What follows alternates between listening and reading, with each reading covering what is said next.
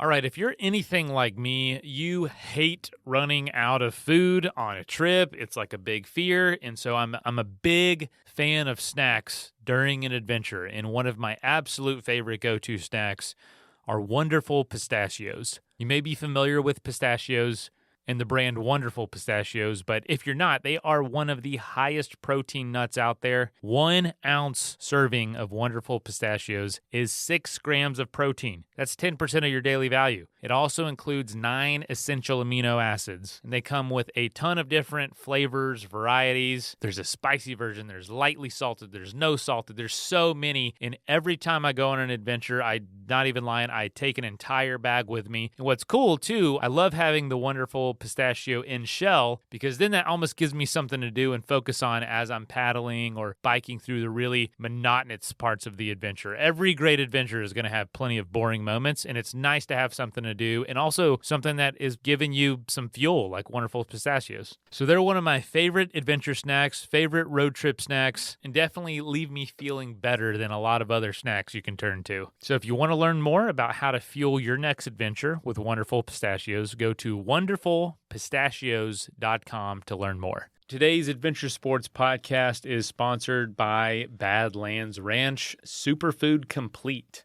Why are so many dogs suffering with health issues? Well, Katherine Heigl, who's helped save over 16,000 dogs through her foundation, says she is seeing more issues with dogs' joints, odors, and health than ever before. And after doing tons of research, she feels the one place that we can do the most good for any dog's health is their food. So she decided to create something that she could feel good about her dogs eating, and it's called Superfood Complete. It's made with over 30 of the healthiest ingredients on the planet, including several superfoods vital for dogs' health. I have an aging dog who has had some joint issues, and he is absolutely loving the Badlands Ranch Superfood Complete. And I feel a lot better knowing I'm doing a little bit more to help him with his aging joints and some of those issues that are now popping up. If you want to try it, go to badlandsranch.com/ASP and order right now to get 50% off your regular price order with a 90-day money-back guarantee. If you want your dog to experience all the incredible things, go to badlandsranch.com/ASP.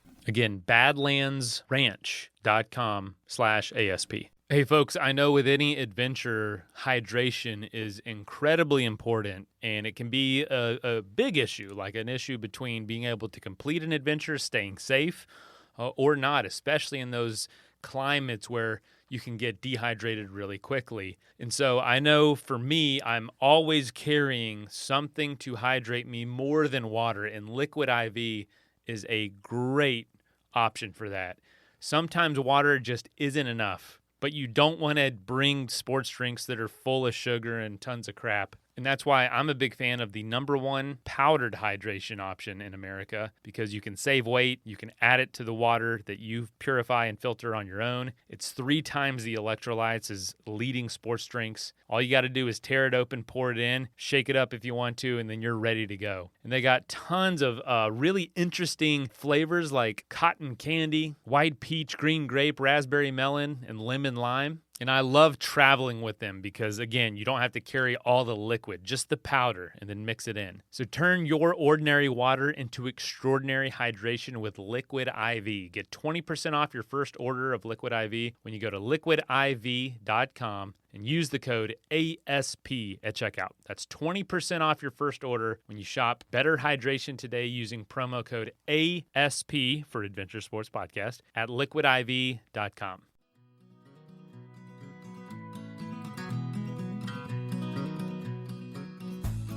Hey folks, welcome to the Adventure Sports Podcast. I'm your host, Mason. You know, a lot of us dream of doing something huge one day, doing something that takes, ourselves around the world, and Sarah Outen was able to do that. She took on the planet. It was a row, it was a kayak, it was a bike of over 20,000 miles around the world. Took her almost 5 years, and as you can imagine, there is a ton of adventure that happened. We're going to hear a little bit about that. This is from 2017, by the way. So this is a Throwback Thursday episode, and it just touches on so many things this show is about.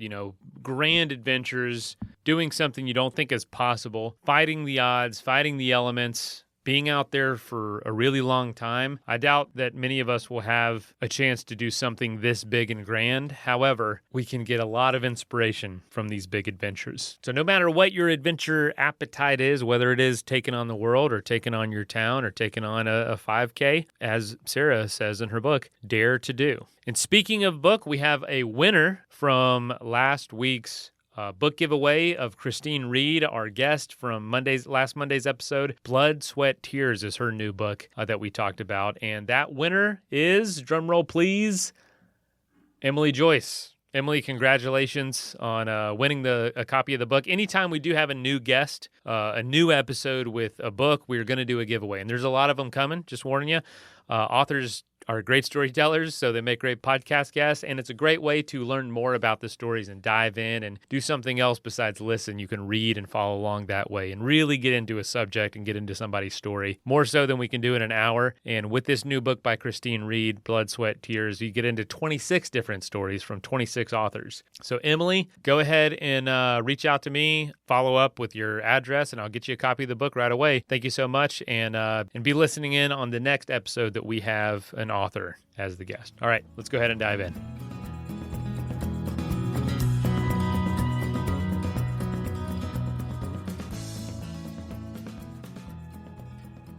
Hello, friends. Welcome again to the Adventure Sports Podcast. I'm so excited to share our guest with you today. Sarah Outen from the UK is here, and many of you may know what her claim to fame is. What an amazing story she has to share. Back in 2011, she took off on a bid to circumnavigate the planet, all human-powered. And she did this with kayak, bicycle, and rowing. And she learned so much about herself and about the world. She came back, she wrote a book, which we're also going to talk about. The book is called Dare to Do. And she has a Kickstarter campaign right now for a film, a documentary about her journey. And we're really excited to hear all the details. Sarah, welcome to the program. Thanks for having me, Curtis. Good to be with you today. Oh, yeah, it's exciting for us. This is an amazing story, Sarah. I really don't know where to start. I guess let's do this for the listeners so they kind of have a framework. How about just give us a couple of bullet points about the trip itself? So just a brief sketch. Where did you go and how did you get there? And then we'll dive into the details after that. Okay, so I started in 2011 and kayaked to France from London. And then I cycled across Europe and Asia to the far edge of Russia, kayaked and cycled down to Japan. And then from there, I rowed across to the Aleutian Islands. And from there, kayaked the length of the Aleutian chain and Alaskan Peninsula before cycling across the North American continent and then rowing home across the North Atlantic. So all in all, it was 4.5 years, and it was certainly a bit more complex and full of twists and turns than that little summary suggests. Wow. I always love it, Sarah, when someone has done something as huge as this, and they sum it up like that. It's like, well, I went here, then I went there, and it took a while, and then we're done.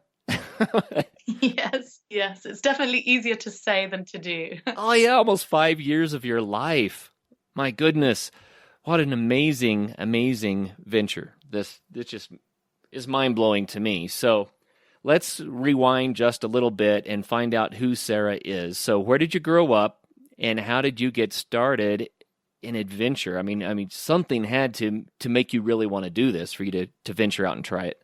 Yeah, sure. I think it's always been in me, that kind of curiosity about the world and what's around me. And growing up, my father was in the Royal Air Force, so we moved around quite a bit, mostly in the UK, a little bit in Europe when I was really young. But being sort of on bases, we were able to really just explore what was around us quite freely. And I think that sort of freedom and time spent outside as a youngster, and certainly then through my sort of high school days, the opportunities to join in with expeditions and different clubs, like I joined my local kayaking club when I was about 12 or 13.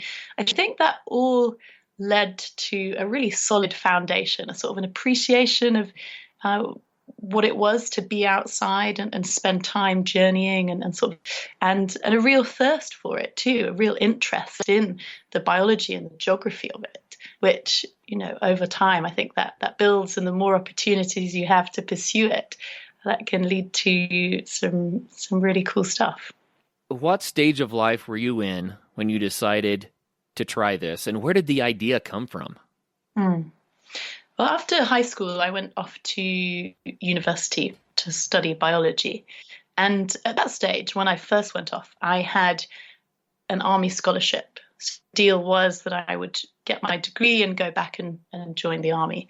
But quite early on, I mean, literally a few weeks into my first term there at university, I injured my knee, which meant that I couldn't go into the army. I wasn't medically fit enough. And so it allowed me, I suppose, this space to consider other options. And it was during that time, again, my sort of second year of university at this stage, I think, that I first heard about ocean rowing. And that led to my first major expedition, which was solo. And that was to row across the Indian Ocean from Australia to Mauritius. So I did that journey in 2009. And it was a journey which really felt like much more than an adventure, because I was making the journey in memory of my father, who died very suddenly whilst I was still studying. And it was during that time, so 4 months out at sea on my own, you're totally immersed in the rhythms of the weather and the waves and surrounded by albatrosses and whales and things, that it gave me, I think, a couple of things. It gave me the confidence to know that it was a big project, which I was in the process of sort of executing, but it wasn't rocket science. And so therefore I could apply that to other things. And it also gave me the inspiration, I suppose, to think, wow, I've lived 4 months out at sea, and I'd love to apply that to other oceans, and I'd love to meet new people, so travel across land. And so it was really those two sort of factors, I suppose, that led to me conceiving of this London to London via the world journey, which when I came back home, I quickly set to sort of making as my goal, I suppose. Wow. London to London. And your plan originally was for this to take between 2 and 3 years. It ended up taking almost 5 years, right? So it was Yes. a little bit bigger journey than you anticipated.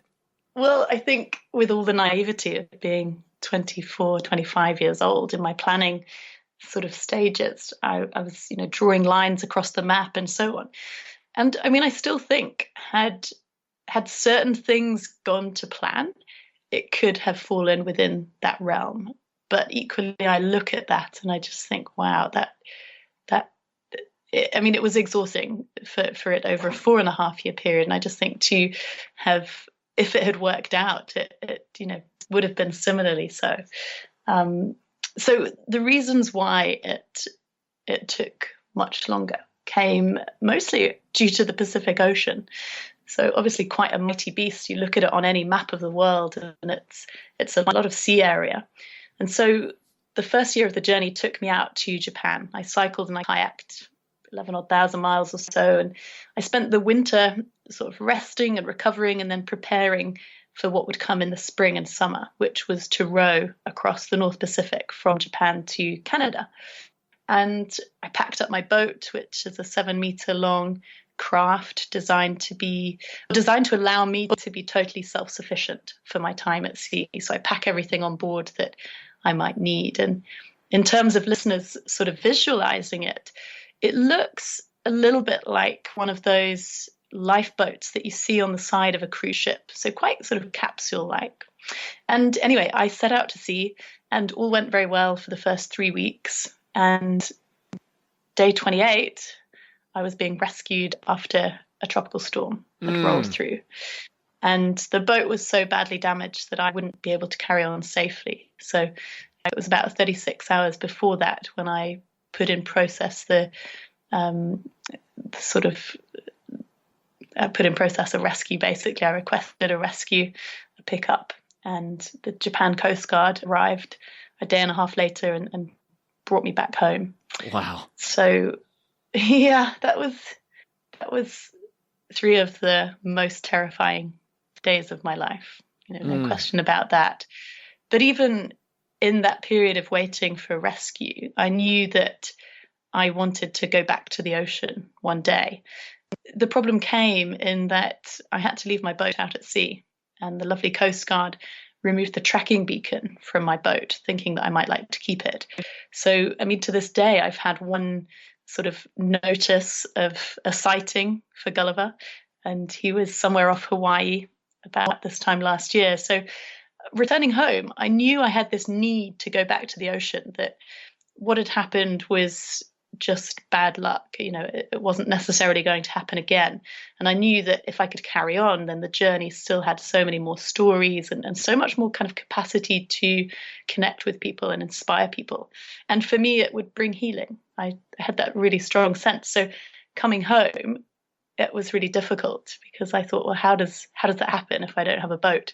And I think even more difficult was the fact that, like with many transitions and particularly many sort of traumatic events, I just fell apart afterwards. I mean, sort of psychologically, emotionally, all that trauma from the ocean just sort of spilled out now that I was home and safe. And it took a good few months of therapy and support and rest and dealing with it to get back to a place where I would feasibly be able to pull it off again, if I could find a boat. And thankfully, we did find another boat. The insurance had paid out, which allowed me to buy this second-hand boat that happened to be for sale. So after some modifications and changes to the boat and getting my sort of headspace back together and strength back together, I went back out to Japan the following springtime, ready for another go. So that was the first major delay in the plans, I suppose. And then the second came again later that year on the Pacific. So we're talking 2013 by now, and I set out from Japan once again, bound for Canada. I was aiming for sort of Vancouver Island area. And this time, about 4 months into my trip, I was just experiencing a lot of countercurrents and a lot of negative wind flow. So headwinds, basically, just weeks and weeks of headwinds, which meant that I could make no progress towards where I wanted to go. And so my team and I made the decision, and my team, by the way, is back home. I'm speaking to them over the satellite phone. We made the decision that I should row north to the Aleutian Islands, which, I'll be honest with you, I didn't even really know where they were before this journey started.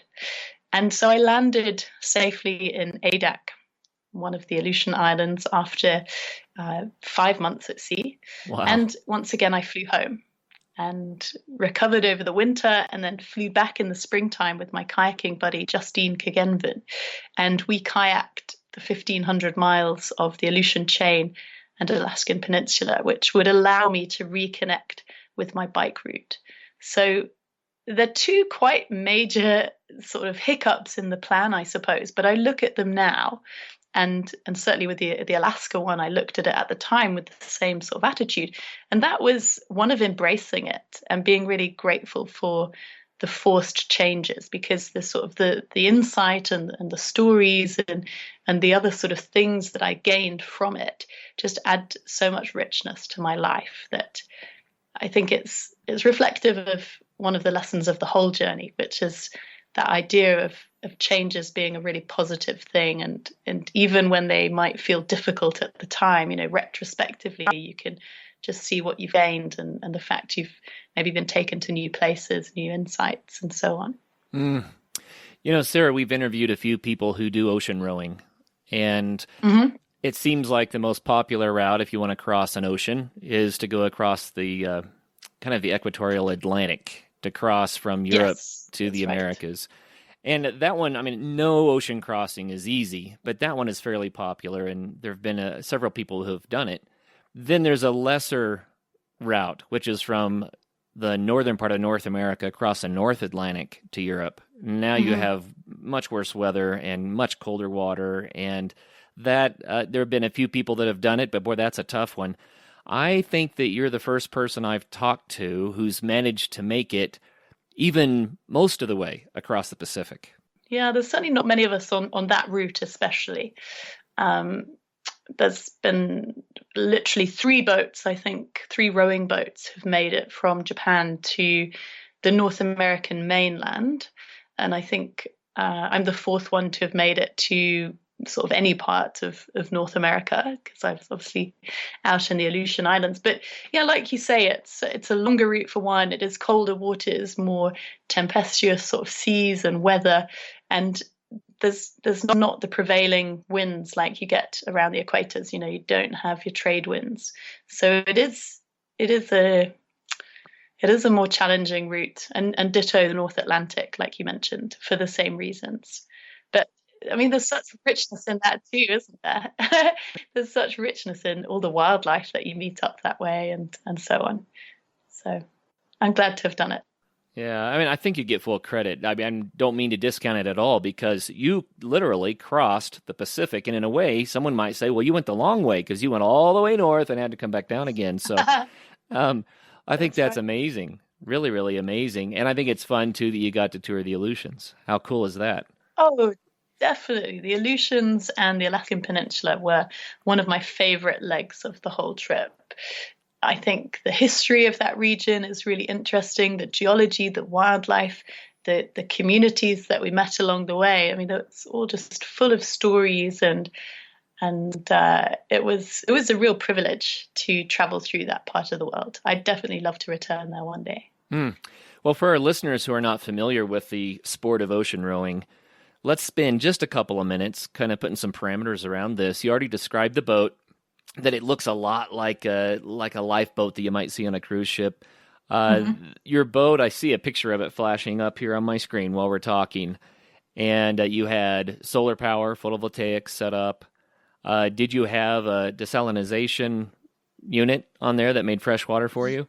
Yes, that's right. So the desalinator essentially squeezes the salt out of seawater and you get fresh water out the other side. And so that depends on the energy from your solar power, right? That's right. And that's charging up to sort of 12-volt batteries. And we experienced quite a lot of problems with those, actually. I mean, any ocean is going to get cloud cover on certain days of any patch of ocean, and certainly for those northern routes there was a lot of cloud cover, fog, mist, which meant that on the Pacific, that second time around on the Pacific, I really struggled to make enough power, and particularly because the water temperatures drop really quite low, it means that it takes even more energy to make fresh water. And so for the North Atlantic route, my final row of this journey, we did install a wind generator, a wind turbine, which allowed me to sort of top up the batteries even on those sort of foggy days. And that definitely made a big helpful difference, Mm. because there've been plenty of times before when I've had to either ration my water or I've had to go onto my emergency rations because the batteries have been so low. Wow. Well, and the boat that you used, or the boats that you used, they're pretty ocean worthy, even though they're very small craft. Were you completely comfortable with that? I know that in the storm there you got a lot of damage, but it sounds like the boat's still floating out there somewhere. Oh, definitely. I wouldn't go to sea in a boat that I didn't think was capable of looking after me. I have used that boat builder and his boats for all of my ocean crossings, right back to the Indian. And each time I've, modified things based on experience and so on. And I know that, I've got the best chance of surviving and thriving in them. Mm. So yeah, I totally trust them. And it would be a fool that went out to sea in a boat they didn't trust. Yeah, I would agree with that, certainly. Yeah, but certainly, a flip side to that, I suppose, is that you do feel pretty vulnerable and pretty tiny in the face of the ocean. And I suppose, I mean, the same would be said if you were in really severe conditions in any size of boat out at sea. You're probably going to feel very vulnerable because I think the ocean is sort of all powerful, Mm. and man-made things do not always stand up to that sort of power. So I think no matter how big or small your boat, there are times when when the ocean is going to make you feel very humbled. Oh, no doubt, no doubt. It sounds actually a little bit frightening to me. I mean, I've spent a little bit of time around the oceans, It but totally is frightening. Yeah. the idea of being all alone, that far out at sea, and not knowing, what might happen, all the best planning in the world, like you said, the oceans, the weather, it can dish out the unexpected, and then you're kind of at the mercy of the elements. There's not a lot you can do. Yes, you definitely are, and I'd agree that sometimes it is frightening. Certainly when the conditions become rough to marginal, and particularly, I mean, in that Pacific storm, that tropical storm of 2012, I was in I was in weather way beyond what I'd experienced before. And I mean, not many people experience that, because your goal when a tropical storm is coming is to get out the way. And any sort of sail or motorboat or powered boat will get out of the way of those conditions. So, yeah, certainly it was frightening at times. Wow. So, if you don't mind, I'd like to hear just a little bit more about that storm. People are going to want to know, how big were the waves? What was the wind doing? Did you have a sea anchor? How come, how did you keep from capsizing? Or did you capsize? Tell us that story. Yeah, it's a very passive act in a storm like that. You sort of do your preparation beforehand in terms of readying the boat as best you can. So that is things like flooding the ballast tanks and tying things down, so as little stuff as possible has a chance of being ripped away. And you try and make your cabin as safe as possible by doing the same, and putting food and water in there, because you're not going to be able to get up to access anything. And I literally had to lie harnessed to my bunk for the best part of those 3 days. Oh, wow. And you're just totally at the mercy of the waves. And the waves very quickly build to be a very confused sea state. Waves just crashing about in all directions because the system is spinning so fast. So you have a change in wind direction before the wave direction can catch up with it. So it is chaotic. It's utterly chaotic and violent. It felt like the boat was being sort of slammed down onto concrete, or having sort of a wall of concrete slammed into it. And we capsized multiple times, probably 20 in total, sometimes capsizing and then flipping back up the same way, or rolling back around, to be slammed straight into another wave or another capsize, and so on. It was not a good time. Oh, that sounds absolutely miserable and frightening. Horribly frightening. Mm-hmm. It's like being in a washing machine, just getting tumbled. Oh, totally. And I mean, when you're hanging upside down in your harness and the boat's upside down in a capsize, you're sort of looking out through the hatch, and it is totally like being in a washing machine, because there'll be water coming in through the vents, and you can see just this kind of massive foaming white water around the hatch. So, yeah, being in a washing machine is a good analogy. Oh, okay. I'm getting too scared. We're going to have to move on. Good. No, I'm happy with that's that amazing. That's amazing. I don't think anybody would ever question your decision to say, okay, I need some help with this one, right? And then to go back out again and to have a second attempt, that had to take a lot of guts. Wow, I can't imagine. It felt very natural to me wanting to go back. There's a beautiful line which I often quote when I'm talking about this. It's a line from a poem by E. E. Cummings, and the poem talks about these sort of 3 girls going off to the sea one day to play, and all the things they find. But this final line is, "For whatever we lose, like a you or a me, it's always ourselves which we find in the sea." And I knew that was true for me. I knew that I would find healing and peace with the ocean. And I was so glad when I came through it all. I was happy to find that I hadn't changed my love of the sea. That was still strong and rooted and sort of wholesome.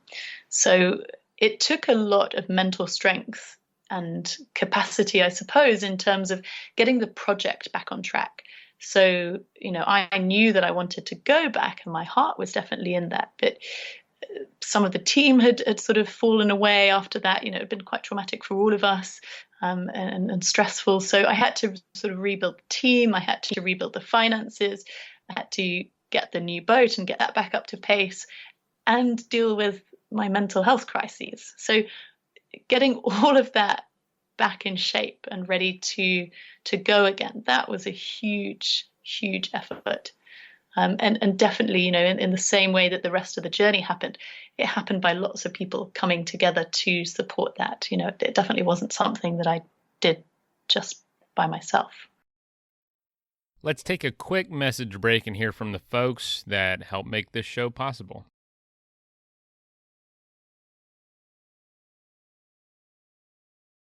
That is plenty of that for now. Let's get back into the episode.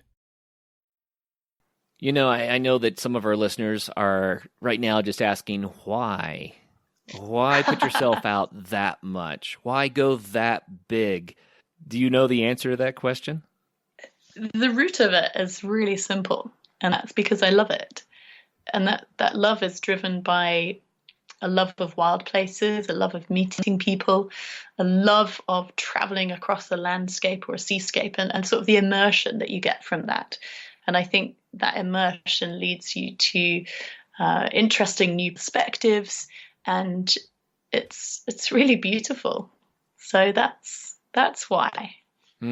Yeah, I totally get it. I get it. But just amazing story. So let's rewind a little bit and unpack the full trip. We talked about the big challenges of the Pacific, but let's talk about, let's say, the first part of your journey. And you mentioned before we started recording about a friend that you made along the way named Gao, that you said kind of epitomized the reason for this. And so I would really like to hear that story, but let's, I guess, take us there by starting from London, though. We have to get a little bit of the in-between. Okay. So the first sort of major stage of the journey really was that Europe-Asia traverse. And so starting in London, I'd always wanted to start in London so that friends and family and sponsors and school kids from home could come and be a part of the start. So we being my team, sort of the team of folks who came together to support me, we got together on April the 1st, 2011. And with my kayaking buddy, Justine Kagenvan, who's a brilliant sea kayaker. You should have her on this podcast sometime. We kayaked from London down the River Thames. It's about 70 or 80 miles, and then across to France. So that all happened very quickly. That was 3 days of paddling. We sort of paddle with the tide and then sleep. A lot of y'all know I work for Athletic Brewing Company through my day job, and we use Shopify for our e-commerce platform. And Shopify is so helpful because even when we were a tiny little startup, just a couple employees, we were using Shopify. And now as we've grown to one of the biggest breweries in the country, well, we're still using Shopify. They make it so easy to grow. And I actually am recommending it to anybody starting a business, big or small. Definitely go with Shopify. I have a ton of firsthand experience with this global commerce platform, and it helps truly at every stage of the business. I've seen it firsthand. Whether you're auctioning off one-of-a-kind things like autographed apparel or sports memorabilia, baseball cards, or selling skis, like it really doesn't matter. They can help you at any stage of business and sell anywhere. I host a podcast through my day job, and we host the podcast and put it all on there on our blog on the website. It's great. We can put different surveys online, and there's all sorts of apps that go into it. It's really user-friendly and very robust. If you want to sign up for their $1 per month trial period, go to shopify.com/ASP, all lowercase. Shopify.com/ASP now to grow your business no matter what stage you're in. Again, that's shopify.com/ASP for Adventure Sports Podcast. On the sort of the counterflow, and we made it across to France, and then I started cycling. And so followed the next sort of 6 months, 10,000 miles of the journey. So traversing Europe through France, Belgium, the Netherlands, Germany, Czech Republic, Poland, Ukraine, across Russia, right across the vast sweep of Kazakhstan, and then into China, where I met the young man that you mentioned there. So I met this young man called Gao quite early on in China for me. I was in the western provinces of Xinjiang, just west of Urumqi. And I was in a gas station one day when, with my bike parked outside, I noticed this young guy checking out the bike, and then he came in and asked me questions, and he was full of excitement and enthusiasm and lots of questions. And he told me that he wanted to make a bike journey too, but he said he didn't know how and that he thought it looked too difficult. And I sort of said, oh, no, it's just riding a bike. Anybody could do that. And I think anybody could ride a bike across a continent around the world. You know, some of us will stop for more cake than others, but I think anyone can do it. And I said, you've just got to go and have a go. Just get a bike and go. Because I think I recognized in him what I recognize in myself sometimes, that idea that the things that we like to do, but the voices which are telling us no, for whatever reason, become too loud. And we end up just not doing it. So I told him that I'd really like to hear about his journey one day. And off I went down the road on my bike. And half an hour after that, he rocked up in his car and told me that he was going to come with me on a bicycle to Beijing. Isn't it crazy? That's awesome. So to put it into context, we're in the western province of China, and Beijing is, you know, almost the other side of the country. It's a good 2,000 miles away. And the Gobi Desert lies in between you. It's going to be some quite fierce riding, and I've got a pace on, so he's going to have to work to keep up. So it took a little bit of sort of persuading. I was trying to think of ways I could tell him that he shouldn't come, and he was telling me all the reasons why it would be great. You know, Sarah, you'll be the leader and I'll be the translator. And I had this sort of epiphany moment of sort of saying, you've just told him that anyone can do this, and now you're trying to tell him that he can't. You know, what are you doing? And so I said, of course, you can come. And he then told me that he didn't have a bike, which I thought was extraordinary. And so I wrote him a shopping list of all the things that I wanted him to go and find or buy or borrow. And I said, let's meet in 2 days' time. And so 2 days later, he rocked up and he'd shaved his hair. He'd got a whole cycling outfit. He'd got a bike and all the bags and a massive Chinese flag off the back of the bike. And off we went. We ended up cycling for 35 days in the end. We made it to Beijing. And over that time, he'd sort of evolved from someone who didn't think he could do it, who was too nervous to even have a go, to this young guy who was confident in sort of how to manage himself on the road. He could push the distance out physically. He was helping other people fix their bikes. And before that, he had no idea about fixing bikes. So it was really beautiful to see that transformation and to see firsthand how the journey was having a positive impact on people, you know, albeit that was quite an extreme case. But I think his story is really powerful because we all have a Gao inside of us. We all have someone who is sort of teetering around the edges of something new, or maybe it's stopping something or changing something. And I think those voices, why we shouldn't, have a little bit more volume than they ought to. So I think the story of Gao is a really beautiful one to share with people.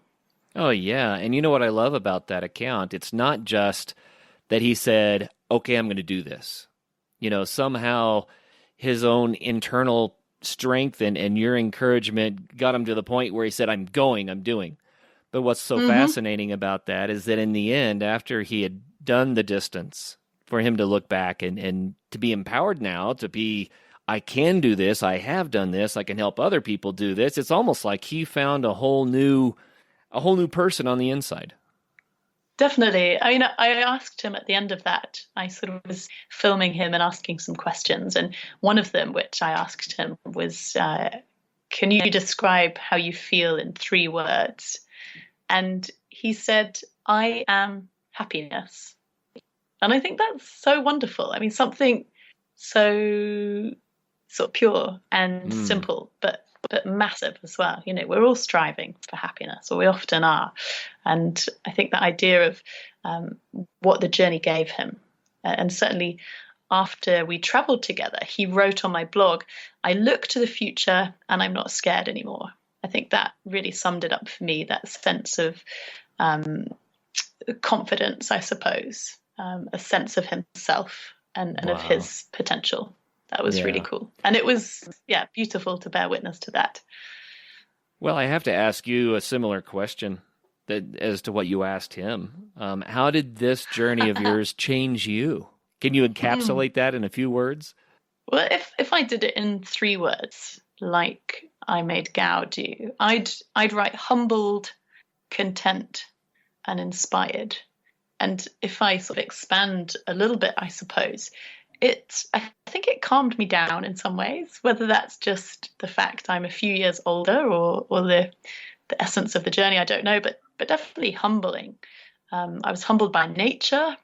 I was humbled by people and their generosity. I was just subject to such warmth and kindness from people all around the world, oftentimes strangers who, might not even know really what I was doing or how it turned out, and perhaps people that I'll never be in touch with again. So that was really huge, and I suppose it gave me a greater sense of myself in terms of my limits and how I can be kind of mindful of my mental health when it's slipping and what I can do around that, and just kind of insight, I suppose, into working with others within a small team and I suppose overall it gives you a perspective and it's crystallizing your values, which, I think that's also an ever changing thing. Yeah. Well, let's kind of fast forward. We've already talked about what it took to get across the Pacific. We could do 10 shows on just that. You know this, but we're trying to get the whole story in here. So you sea kayaked the Aleutian chain of islands. Then what? Mm-hmm. So we kayaked the Aleutians and Alaskan Peninsula. That was a 101 day journey and probably one of the toughest as well. It was remote, it was wild, really quite unforgiving conditions. You've got the Bering Sea to the north and the Pacific to the south, and the difference in air temperatures means you get a lot of sort of weather systems forming out that way and rumbling eastwards. So after the Aleutian leg, an Alaskan leg, I then got on the bike and cycled out through Alaska and down into Canada, across Canada, and then back into the States, and cycled all the way to Cape Cod, Massachusetts. And from there, so now we're talking spring 2015, I rode the Atlantic. Though once again, that didn't go to plan because of another weather system. So I was just over 2/3 of the way across when a hurricane, which had been forecast to go inland, to go inshore, then started recurving out towards me. Uh-oh. And so I was picked up. Yeah, big uh-oh. I was picked up ahead of that hurricane so that I would be safe, which again meant that my boat was left at sea. Oh. And unfortunately, again, one of the people picking me up took the tracking beacon off my boat. So I returned home, not knowing what would become of my boat. And various people asked if I'd go back and have another go. But I was quite clear that I felt we'd achieved everything the journey had set out to do. And I was ready to let go and move on. We'd wanted a big adventure and for me to come home safely. I mean, those are the two number one goals. And then we'd wanted to inspire people, especially youngsters. We'd done that in thousands, tens of thousands of youngsters. And then we wanted to raise money for charity. We raised £50,000. And so returning to the UK, we set about completing the final UK leg, which was to cycle from Cornwall, the sort of southwest of England, up to Oxford, and then kayak back down the Thames to Tower Bridge to finish off. And that happened almost this time of year 2 years ago. It was November the 3rd, 2015, that I passed back under Tower Bridge for the second time. I have to ask two questions. The first being, when you first left London and you said, "Here I go," how did that feel?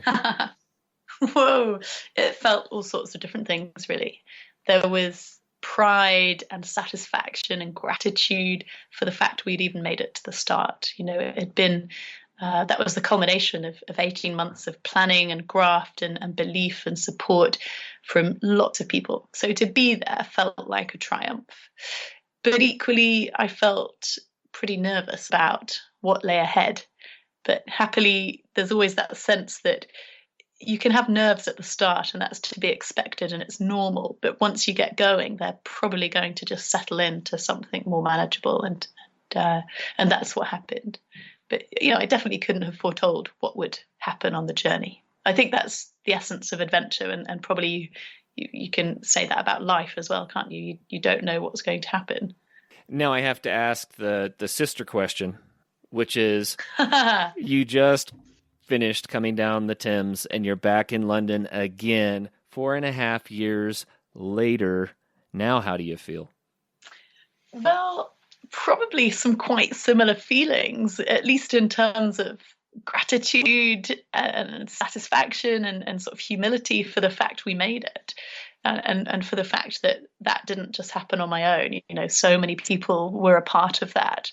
That was huge. And I think there was relief as well. There was a relief of, wow, I'm okay, I'm home, I'm safe, and kind of pride too. Pride that we'd done it, and the journey had an impact on people, a positive impact. That was great. But equally, there were nerves too about what lay ahead, because I've sort of come to learn through my journeying that transitions and particularly finishes after a big journey, one that has changed you, and particularly where there's been, some quite traumatic events, it can be a really difficult re-entry process, sort of as you settle and come to terms with it, really. And I think that's probably still happening now, 2 years later. So, yeah, the day of finishing was surreal, and it was emotional, and it was intense, and it was all sorts of things. I can't imagine, actually, that after spending so much energy and so much effort and seeing what you saw and experiencing the unbelievable plethora of experiences, to be back home again and say, well, now what? That's got to be almost crazy. The hardest part of the whole journey. Quite crazy. Well, there are times since, and certainly on the day I felt it, I thought, I'd just like to be out in my tent somewhere or out on the ocean. I know what to do, and it's quiet and it's simple and so on. And there are times when I sort of wish that I had that simplicity right now. But I think the process of coming home really is a case of applying the ways that you've been changed and the things that you've learned. It's sort of applying that to how you live now. So it's kind of making the spirit of it at least a part of life, even if you can't act on it all the time. So the experience lives on. Oh, definitely. And certainly in terms of what it taught me, what I'm always reminded of when going away on journeys, that sense of how precious resources are. So you're always trying to minimize your impact and minimize your resource use, and how fleeting things are.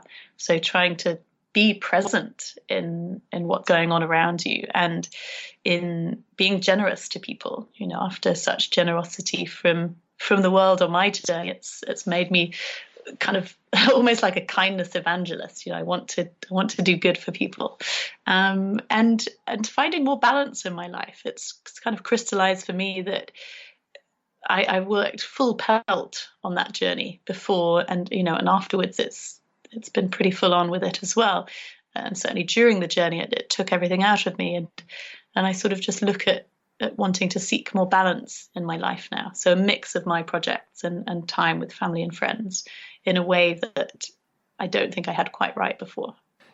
Sarah, I could ask another 100 questions easily. I'm so curious. I want so much more information and details. It's just such a fascinating trip. But we don't have time to get to all of it, so let's make sure we get to what really matters right now. If people do want to learn more about it, then they can go to sarahouten.com, and that's SARAHOUTEN.com. And so that will get them started on the journey of chasing down your adventures, which is just amazing. But then you also have the book. So tell us about the book a little bit. That's right. So about a year ago, we published a book of my journey.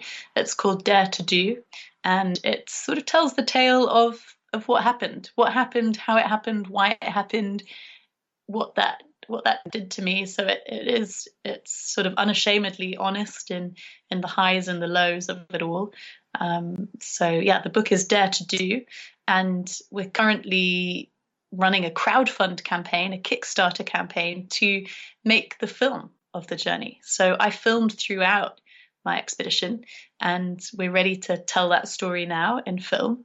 So if people are interested in backing that as well, seeing the film happen, or even just seeing what we've done so far, then they can find out details about that on my website, sarahouten.com, or Twitter, Sarah Outen.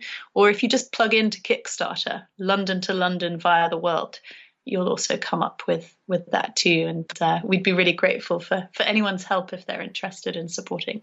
Well, Sarah, I went on to Kickstarter and I just searched for your name and it also popped up. So there are multiple ways to find it, but that's perfect. London, the number 2, London, right? London to London via the world. So the way that Kickstarter works, some crowdfunding campaigns, you get whatever you make, but Kickstarter's not like that. It's kind of a do it or don't, isn't it? Absolutely. It's an all or nothing model. So at the moment, for example, I think we're about 42% funded in pledges. But if we don't hit our target, which falls at the end of this month, 28th of October, if we don't hit our full target by then we don't get a penny. And we chose that model, because Kickstarter, my co-director, Jen, she's had a project with them before. She really liked the way that they worked and the support and so on. But also I think it's really cool because people will see that if they don't back you, you won't get anything. Whereas on other ones, maybe people think, oh, well, they still get whatever they make anyway. Maybe I don't, then, my support isn't going to be crucial in making that happen. So yeah, we went for Kickstarter, and we're hopeful that we're going to make a big push towards the finish. Well, I love it. So a little less than 2 weeks at the time that we're recording this, Sarah, we're going to move you up in the schedule so that your show can play in time for people to get the message before the Kickstarter campaign is over on the 28th, but not a lot of time left, so people need to act right away if they want to be a part of this project by supporting what you have doing to get the film together. And people, this is a story worth telling. It really is a story worth telling. We just caught a couple of the highlights on this show, which is about an hour, but there's so much more that needs to be told. And Sarah, what you did and what your team did, what you accomplished is something that the world needs to hear. I really believe that. So I encourage all of our listeners, go to Kickstarter right now before you forget and contribute something. Be a part of this because, like I said, it's a story worth telling. I really want to see this film made. Thank you, Curtis. That's great. And we've had a lot of support so far. We've had, I think, nearly 300 people back it so far. And so as we go for that final week of the campaign, we've got 12 days left at the moment. Hopefully we'll remind all the other people who've maybe heard about the project before and seen the Kickstarter link before that now is the time to do it. So yeah, we're really grateful for your support. Thank you. Oh, you bet. You bet.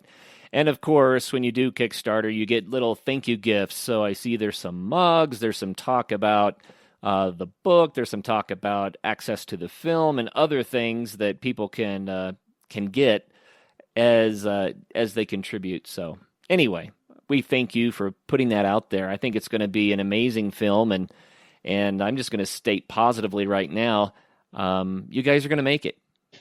I think you're going to make it, but it's going to take everyone pitching in a little bit. So definitely. Very cool. I'm glad you're doing it. Well, Sarah, we've got to somehow encapsulate this massive undertaking of yours, nearly 5 years of your life. What would be a main takeaway, a lesson learned that you would like people to hear? I think I'm going to say, don't be afraid of changing course with a project, a plan, or with life. But before you can change course, don't be afraid of having a go. Don't ever let the voices win. Yeah. I suppose that could be summed up by saying, remember Gao in everyone. Yeah, yeah. I think that we all have a little gal in us, don't we? Definitely.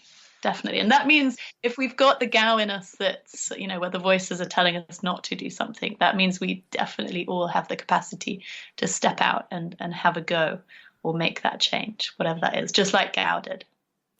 I think the hardest part for me, and maybe for a lot of our listeners, is the actual logistics. It's like, well, am I going to quit my job? Or how much time could I get off? How much will this cost? What kind of a team do I need for the adventure that I have in my mind? And how do I get support for the people that are supporting me? Those logistics must have been really challenging. Yeah, it certainly was. And I mean, we're talking, I think my project's probably the far end of that scale in terms of commitment and support needed and so on. But I think everything is scalable. And I think there's versions of whatever it is that you want to do that fit in with, where your life is now, or actually it's considering, well, are you going to make a big life change? One where you quit your job or you shift things around such that you can do something for longer or that's more involved and so on. But I think the important thing to remember, or that I kind of like to remember, especially now, sort of with the hindsight of it, is the idea that it's about spirit, not form. So there's ways of adventuring that take very little time, almost no money, and no experience, and certainly where experience is involved and so on. There's a whole network of people, a whole community of people right around the world that have done some of those adventurous things that you might be thinking of doing. So in reaching out to them, connecting up with them, you can, ask questions or read their resources and watch the films and so on and kind of piece it together. I love what you said there. It's about spirit and not form. It Definitely. really is true. The spirit of adventure is something that's alive in everyone. I really believe that. And for some people, that adventure can be as simple as walking out the front door and actually walking somewhere. That might be a major undertaking. I agree. I think it is about the way you look at the world. That's it. It's about how you look at the world and how you let that curiosity sort of sit with you, I suppose. What do you do with it, and where do you let it take you? But I agree, it can be very simple and very local. It can be right on your doorstep. Well, and what I love about that is that means that we can each size our adventures for what our circumstances in life can handle. But I think that is really what I take away from this, is that we can't all travel around the world human-powered. What an amazing opportunity and an amazing, journey. But we can all do what we can do to address that spirit of adventure. And I think that it's just so valuable to do that. So valuable. I have to ask, too, though, I'm really curious. Did you like rowing, paddling, or cycling the best? I don't have a favorite. I really enjoy all of them and for different reasons. On a bike, you get to fly downhill and meet people and you can stop and rest, whereas in a rowing boat, you're out there all the time. But I mean, that in itself is a really beautiful thing. And you're surrounded by nature 24/7 for months at a time with very little input from the outside world. And then for kayaking, I love the way that you thread this journey through land and sea. It's like you're able to dance with both. And that's really beautiful and interesting from the perspectives that it gives you as a way of traveling. Well, I love your 3 words when you said that your journey left you humbled, content, and inspired. And I think that anybody that doesn't connect with that might need to do a little bit of soul searching. I mean, that's marvelous. That's marvelous. Isn't that what people are looking for, really? It's sorting out what our place is in this world. Isn't it? Yeah, that contentment. And then the inspiration to say, all right, I'm moving on. This is what my life has been, and I'm moving on. Speaking of, inspired to do what? What's next? Well, my sort of big focus is to finish telling the story. So that is making the film, which we hope to release about this time next year. And then my the sort of the shift of my activity is going to be towards helping youngsters get outside. So I've got various ideas for projects I want to run, and I've got really good links with youth charities as well. And the majority of my time is going to focus on getting youngsters outside and experiencing nature, experiencing adventure, and particularly for those young people that don't have that opportunity already, haven't had any access so far to the outdoors. I love it. Let us know if there's some way that we can help with that, because I totally agree with that mission. I think that it makes such a difference, especially for youth, to be able to get out and connect with the outdoors, but it's also to find what's inside of them, just like Gao did. It really matters. I think so. It is transformative, isn't it? It is. It's transformative and so positive. And so, yeah, we completely support what you're doing there as well. Well, Sarah, thank you so much for spending this hour of time with us. I wish that we could dive into so much more detail, but that's just more reason for people to go to Kickstarter and throw a few dollars or pounds or whatever currency you have at this campaign so that we can get this film done. That way we can all enjoy so much more of it. And your book, how do they get your book? The book online, bookshops, my website. Again, just type in my name and books, or dare to do. Have a look on my website under the bit that says books. You'll find it all there. Okay, I love it. And sarahouten.com. That's SARAHOUTEN. And I like that, Outen. That just, I know it's Outen, but Outen, it makes me think that's what you did. You went out there. You got it done. Yeah, out and about. I've heard that one a few times before. That's awesome. That's awesome. All right, Sarah. Well, thank you so much for your time today. Thank you. Thank you for having me. And for all the listeners out there, your journey may not be all the way around the world by paddle, by oar, and by bike, but your journey can have adventure, and it will make a difference in your life. So until the next show, remember, get out there and have some fun. First of all, thank you so much for listening. It means the world to us that you choose to listen to this show. If you'd like to help us further, you can leave a review on iTunes, share us with your friends, your family. It goes a long way to grow in the show. You can also support us financially through patreon.com/adventuresportspodcast. Link is in the show notes. And also, if you have an idea of who could be a good guest for the show, we're always looking for people to tell their story about the outdoors or adventure. So if you know someone, please reach out. Email us at info@adventuresportspodcast.com. And until then, get out there and have some fun.